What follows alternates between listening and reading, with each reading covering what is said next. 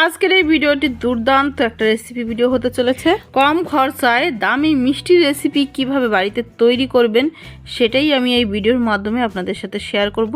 খুবই স্পঞ্জি, একদমই রসে ভরা, বাজারের থেকে বেশি স্বাদের মিষ্টি আপনি বাড়িতেই তৈরি করতে পারেন। রেসিপিটি বানানোর জন্য প্রথমে আমি একটা ডিম ভেঙে নিচ্ছি একটা কাপের মধ্যে। এবার এই ডিমটা ভালোভাবে গুলে আমি সাইডে রেখে দিচ্ছি। এবার আমি 10 টাকা দামের দুটো গুঁড়ো দুধের প্যাকেট নিয়েছি, আর এই সামান্য 10 টাকা খরচ করে আজকে কিন্তু এত সুন্দর একটা রেসিপি, মিষ্টি রেসিপি বানাতে চলেছি।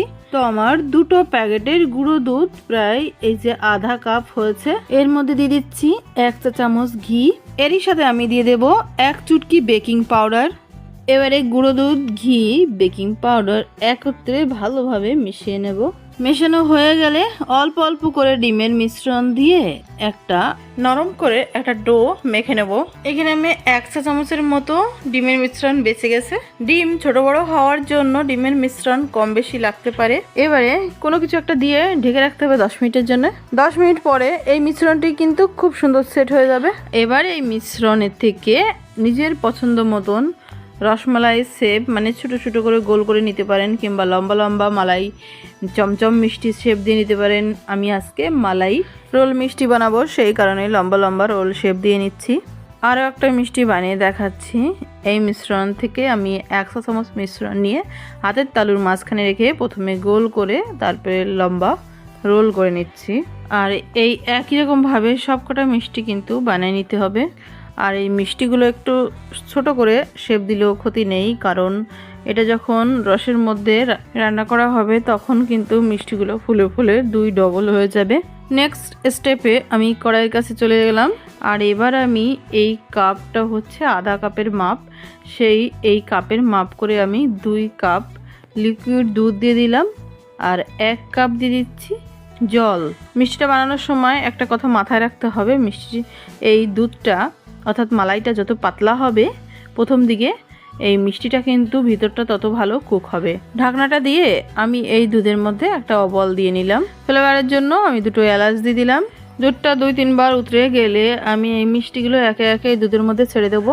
আর এই মিষ্টিটা বানানোর জন্য প্রথম দিকে মিষ্টির জন্য চিনি কিন্তু দেওয়া যাবে না, চিনিটা দিতে হবে ঠিক নামানোর কিছুক্ষণ আগে।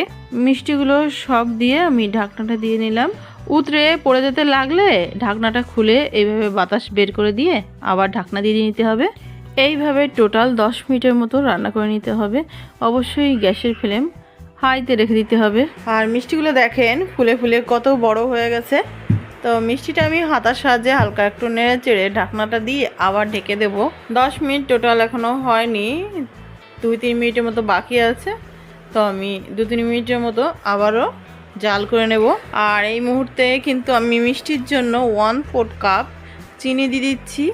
চিনি পরিমাণটা আপনারা নিজেদের পছন্দ অনুযায়ী কমিয়ে অথবা বাড়িয়ে নিতে পারেন। ঢাকনাটা দিয়ে দিচ্ছি কারণ চিনিটা গলে যাবে, ততক্ষণে 10 মিনিটে কভার হয়ে যাবে।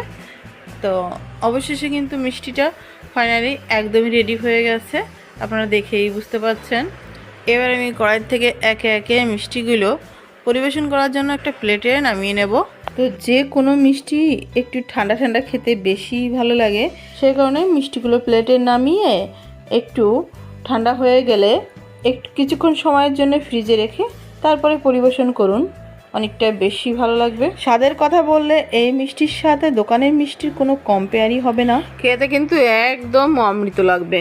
একটা মিষ্টি আপনাদের আমি কেটেও দেখাচ্ছি, এর ভিতরটা ঠিক কতটা ভালোভাবে কুক হয়েছে দেখুন, একদম রসে ভরা। মিষ্টিটা হালকা একটু চিপলে দেখেন কতটা রস বেরিয়ে আসছে। মিষ্টিগুলো ফুলে সাইজে কত বড় হয়ে গেছে দেখুন। আর মিষ্টিগুলো ভিতর থেকে দেখেন কত সুন্দর জালিদার স্পঞ্জি হয়েছে। তো এইভাবে আমার মতন করে 10 টাকার গুঁড়ো দুধ দিয়ে বাড়িতে এই মিষ্টিটা অবশ্যই একদিন বানান। ভিডিওটি ভালো লাগলে লাইক, শেয়ার, সাবস্ক্রাইব করে রাখবেন। খুব ভালো থাকবেন, সুস্থ থাকবেন।